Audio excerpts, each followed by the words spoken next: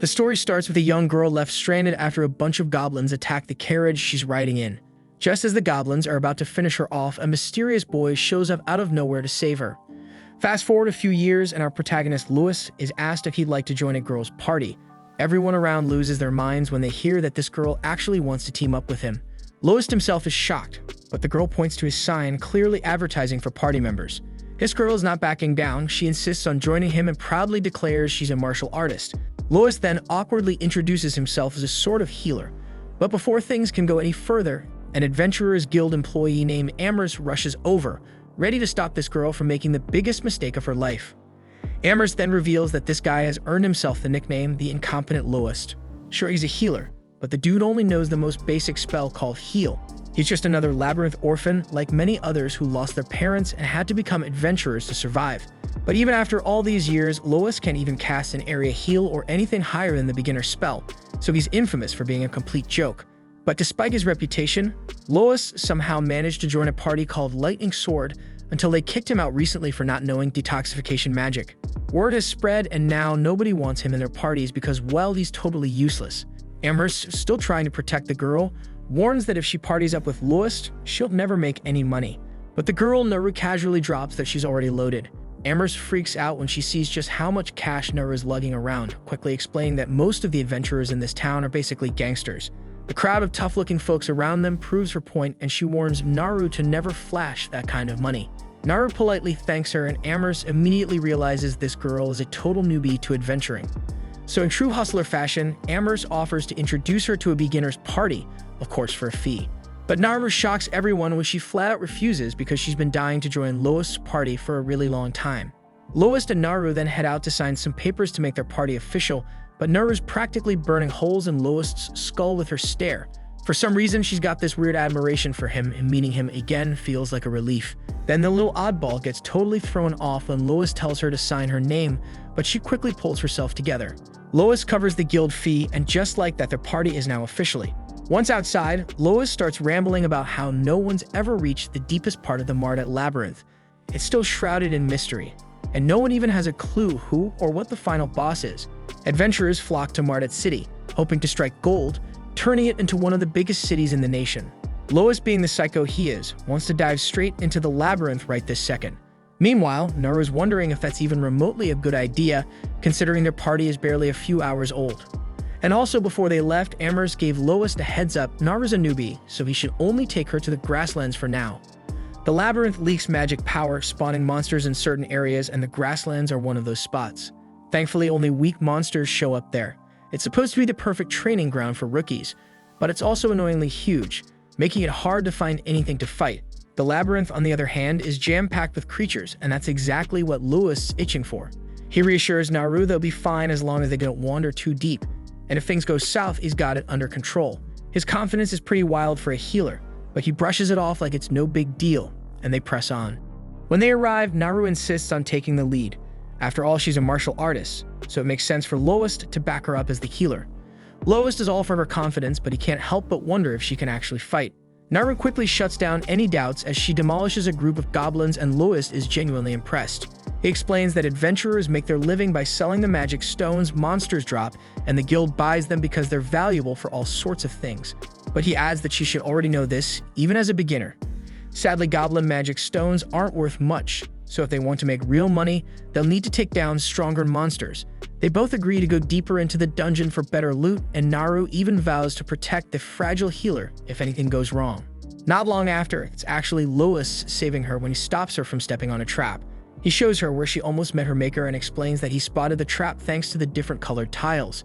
Usually spotting traps is a thief's job, so Naru is baffled and asks how Lois did it as a healer.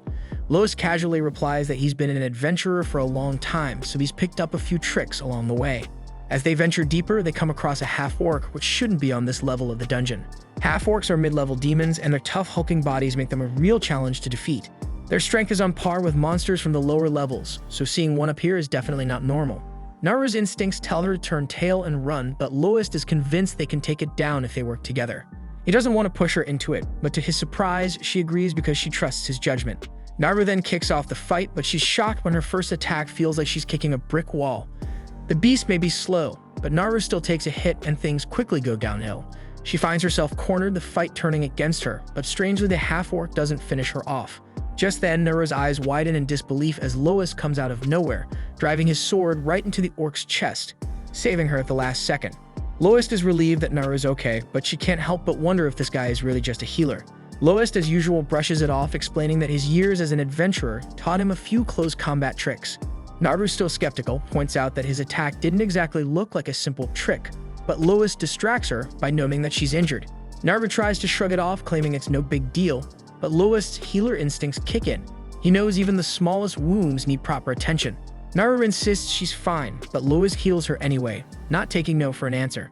The magic stone left behind by the orc is much larger than the goblin's stones and packed with way more magic power, meaning it'll fetch a nice price. Lois, satisfied with what he's seen from Naru's fighting skills, suggests they've earned enough money and can call it a day. But ever the fighter, Naru insists she can still go on, so the two continue, ready for more hunting. Later, Amherst is floored when she sees how many monsters Lois and Naru took down in just one day. So she quickly realizes Lois must have dragged the newbie into the labyrinth, and to make matters worse, the fact that they brought back an orc stone means he took her to the middle level. But Lois corrects her, saying they only went to the upper level. The orcs shouldn't have been there, but this lines up with what other adventurers have been saying. The higher-ups have been scrambling lately, so Amherst starts thinking something big might be happening in the labyrinth. Her mood quickly shifts though, as she's more than happy to pay them for their haul. Naru's weirded out by how excited Amherst is, so Lotus explains that guild employees get a pay raise when they buy magic stones, but only from the adventurers they're in charge of. The more Lois and Naru earn, the more Amherst gets paid. Lois, still shocked by the size of the payout, has to be reminded by Amherst to split it with Naru. Lois would never forget, but he's stunned because even after splitting it, it's still 10 times more than he's ever made before. That realization hits him hard, and Lois sinks into a deep depression. Amherst steps in to explain to Naru that Lois had been completely swindled while in the Lightning Sword party. They never gave him his fair share of the rewards. Naru's absolutely furious when she hears this, and she demands that the guild do something about it. But the decision is up to Lois, and he chooses to let it go. He's happy with his new party, and just wants to forget the past. As they leave, a mysterious man watches them from the shadows. Later, the greedy Amherst is counting her hard-earned cash, but she's startled when the man appears. It's Handsome, her boss, and he's worried she might have helped Lois find a new party. Amherst brushes it off, saying she doesn't have some magical power of persuasion strong enough to convince someone to join Lois's party. Instead, she explains there was just this girl who saw something special in him. Handsome seems to know who this blue-haired girl is, but for some reason, it clearly troubles him. That night, Lois is shocked to find out that word of him getting a new party member has already spread like wildfire across the city. Apparently, the notoriously incompetent Lois picking up some poor fool to join his party is big news. Lois then moves to reserve a room, and Naru gets flustered at the idea of sharing one with him. Lois quickly decides they should sleep in separate rooms, but this seems to leave Naru a little disappointed. They go into their rooms for the night, and Naru's thoughts drift back to when she was healed. Turns out Naru was the girl from the carriage, and Lois was the guy who rescued her. After he healed her, she was so grateful. But Lois, in typical fashion, apologized for not being able to do more. Despite all that, Naru stayed weirdly optimistic, even though the goblins probably massacred everyone else in the carriage. She didn't seem to care and just swore she'd become an adventurer. From that day on, Naru was dead set on joining Lois' party, promising to protect him. Since then, Naru's been training like crazy, waiting for the chance to be by Lois' side. Then the moment she heard that Lois got booted from his party, she rushed straight to the city. The little stalkers thrilled her plan worked perfectly. Not only did she form a party with Lois, but they even took down an orc together. She's doing everything for him, so it crushes her when she realizes he didn't even recognize who she was. It makes sense though, her appearance has changed so much since then. But that's not the only thing that's different. Lois is way stronger than she remembers, and it doesn't seem like he even needs her protection anymore. Snapping herself out of it, Naru reminds herself of her promise to protect Lois no matter what. She then re-energized to get ready for bed, but one thing still bugs her. How in the world do people call Lois incompetent when he's actually insanely powerful? The story then flashes back to Lois fighting a Hydra alongside his old party. It's clear they're struggling badly. The party's thief is injured, and Lois uses his healing spell on her. She asks him if it can cure poisons, and he explains that it can't, but if he boosts her physical strength, she'll be able to fight off the poison on her own. The thief isn't thrilled and complains about it, but before she can finish, their arrogant leader cuts in, demanding they stop whining and get back into the fight when she's healed. The thief is fed up and snaps at the moron of a leader, telling him she's in no shape to fight, so the leader turns to Lois and orders him to take care of her. Lois is already frustrated and reminds the leader that he told him to bring antidotes for this exact situation. Of course, the leader had been too cheap to buy them, complaining they were too expensive. Now, in typical fashion, he blames Lois for not being able to do more, even accusing him of being a useless healer who can only cast basic healing spells. The leader then desperately yells at their terrified magician Armia to cast a spell, so she shakingly manages to fire off a fireball, but doesn't do shit against the Hydra. At this point, the leader is fed up, thinking his whole team is pathetic. Realizing they're completely outmatched, he chickens out and orders a retreat, running away like a coward. Armia follows him, and Lewis is left to help Siberia escape by supporting her on his shoulder. The next day, instead of reflecting on their own mistakes, the party blames Lois for their failure and kicks him out. Lois is completely taken aback by that shit. Then Siberia is also accusing him of being the reason they couldn't beat the Hydra. But Lois calmly points out the real reason. They stayed up partying until dawn, so neither the leader nor Siberia were at their best during the battle. The leader, now feeling attacked, asks if Lois is blaming them. Lois insists he's not, but they all turn to Armia for the final word. But the leader gives her intimidated looks, so she buckles under the pressure and throws Lois under the bus by pointing the deadly finger at his sorry ass. We then learn that Lois was dreaming about the past and wakes up shaken. He reflects that maybe this incident bothered him more than he realized, considering it's still haunting his dreams. He grabs some water, thinking back to a similar situation from years ago. It was 6 years ago, and even then, he had already earned a reputation as an ignoramus. But despite that, he still held onto the dream of becoming a first-rate adventurer. That's when a party reached out to him offering him a spot, and Lois, eager for the chance, jumped right in. But they didn't bring him on as a healer. They used him as bait. They tossed him in front of monsters, expecting him to draw their attention while they stood back. Lois dodged their attacks, running for his life, and though he was used to being treated like this because after all, he was a labyrinth orphan, but it still got under his skin. Eventually, the monsters grew bored of him and turned on the rest of his party, killing all of them.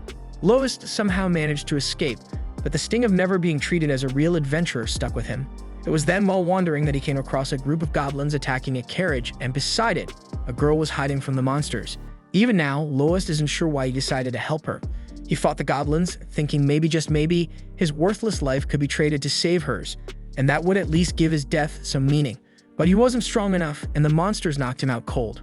When he regained consciousness, he saw the girl standing over him, relieved that he was awake. She explained that the Order of the Knights had arrived in time to save her, and Lois, feeling utterly useless, thought to himself that he truly was an idiot because he couldn't even save one girl. But to his surprise, she thanked him, saying that if it weren't for his help, the Knights wouldn't have arrived in time. She even told him that he looked cool while fighting, though Lois found it hard to believe. Noticing she was hurt, his instincts kicked in and he quickly used his healing spell on her. She thanked him again, and he replied that healing was all he could do.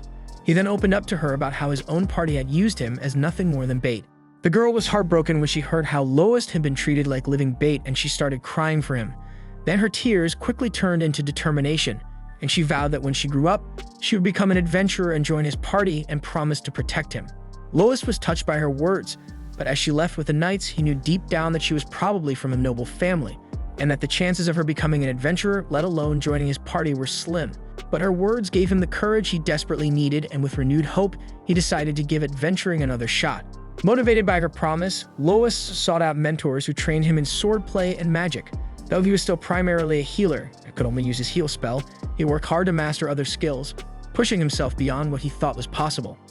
After completing his training, he finally found a new party to join, the Blades of Lightning. Looking back, it made sense why that dream resurfaced. He realized that if it weren't for that girl's words, he wouldn't be where he was now. And had he given up back then, he'd never have had the chance to see her again. Just as Lois reflects on this, Naru knocks on his door, asking if he wants to grab breakfast. Lois agrees, and they head out together.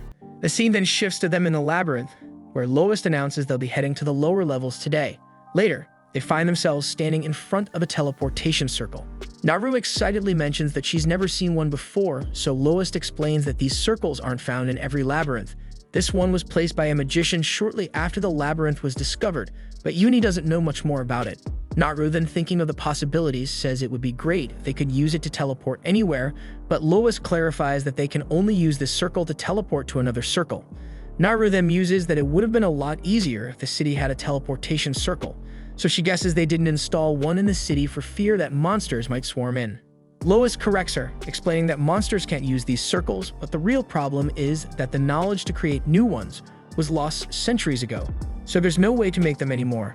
They then activate the circle and teleport to the middle levels, and when they arrive, Lois warns Naru that the monsters here are stronger than those they fought before, urging her to stay alert and be careful. The scene shifts to Lois and Naru in the thick of battle against a group of monsters. Lois quickly dispatches his share, but when Naru lands a punch on one of the creatures, her fist goes right through its body like it's made of air. She confusedly looks to Lois, who tells her it's a lich, a monster made of pure spirit energy. It has no physical form, so normal attacks won't work on it. Naru, realizing he's right as she can see through the lich's body, listens as Lois advises they retreat since neither of them can use magic, putting them in a serious disadvantage. But Naru confidently mentions she can handle it, and Lois immediately understands what she's hinting at. We then see Lois skillfully drawing the lich's attention, giving Naru time to prepare her attack. As Lois runs, he explains that with enough training, people can control their prana, and it's an inner spirit energy, and they use it to fight spiritual beings like the lich. Then we see Naru infuse her fist with prana, and with one devastating punch, she obliterates the lich. She celebrates her victory, but Lois quickly notices that she's injured. Realizing she must have gotten hurt where she landed her attack, he pulls out a magic item and uses it to cast a healing spell on her. He explains that this particular item enhances healing spells thanks to the magic stone embedded inside. Lois goes on to tell her that the guild collects magic stones from adventurers, hands them over to craftsmen, who then forge them into magic items and return them to the adventurers. After Naru is fully healed, she asks Lois how much the magic stone they found is worth, and Lois estimates that it could fetch a good price. They then sell the stone to Amherst, who pays them generously for it. On their way back to the inn, Lois is pleasantly surprised by how much they earn from the sale. As they stroll through the streets, they notice a commotion, so they curiously move in closer to get a better look, and they see two adventurers in the middle of a heated argument, looking like they're about to throw hands. Lois then tells Naru that fights like this have become pretty common around here lately, and he explains that adventurers who've caused trouble elsewhere have been flocking to this town recently. Naru recalls that Amherst mentioned something similar, and as they look around, they see rough-looking adventurers everywhere. Lois sighs, thinking it's become a real pain in the neck for the more respectable adventurers, but he quickly shifts the conversation, suggesting they treat themselves to something fancy since they've just been paid. The scene cuts to them at the inn enjoying a lavish meal. The innkeeper looks a bit nervous, wondering if Lois can actually cover the cost of all of this, but Lois grins, reassuring her not to worry as he orders some ale. Naru, not wanting to be left out, asks for ale too, but she's immediately denied, told she's too young to drink, so she huffs, clearly not happy about being treated like a kid. Then once they finish eating, Naru asks Lois about a strange tower she's noticed at the edge of town. She's seen similar structures popping up all over the city. Lois admits it's odd and tells her that he once got curious and asked the builders about it. To his surprise, even they didn't know who commissioned the towers or why. Naru, wide-eyed, is shocked, and Lois explains further. The builder was hired by an agent, who was representing another agent, and so on. It's a long chain of middlemen, and whoever's really behind it doesn't want to be found. Lois shrugs it off, saying it doesn't really matter as long as no one's getting hurt. To him, it's just a sign that there are plenty of strange people in the world, and he jokingly adds that they'd be better off building a wall around the city instead of these mysterious towers. Naru, thinking it over, points out that the city doesn't even have a wall. She admits she likes how open it feels, but Lois brings up a good point. It could be a real problem if war broke out, so he asks her how they'd stop invaders. But without hesitation, Naru replies that with so many adventurers around, there's no need to worry. They'll protect the city from anything that comes their way. Lois agrees with her, and with that, the two of them head off to their room for the night. But before Lois enters his room, Naru tries to stop him, clearly wanting to say something, but the words just won't come out. Instead, she awkwardly wishes him a good night. Once in her room, she lies on her bed, thinking about how much she wishes she had the courage to ask to stay in Lois' room, but she just can't bring herself to say it. Meanwhile, Lois lies in his own bed, feeling grateful to be part of a party again. He's unsure if he'll ever see that little girl from his past, but thanks to Naru, he feels like he can keep adventuring for a while longer. The scene then cuts to the Blades of Lightning. Their leader Margulis introduces the party's new healer Lyra, but she doesn't get the warmest welcome from the other members, which makes her feel a little uneasy. Still, Margulis is confident that with this new team, they'll finally be able to defeat the Hydra. Next, the scene shifts to a dark and eerie place. Handsome is seen informing someone that the sleeping princess is currently in the city and has formed a party with Lois, pretending to be just another adventurer. The old man he's speaking to is surprised to hear Lois is still in town, so he remarks that they need to get rid of him, as time is running out, and Handsome agrees as they plot their next move. That's it for this video, guys. If you like this new series, leave a like for the next episode, and subscribe for more Anon content. Thanks for watching. Bye-bye.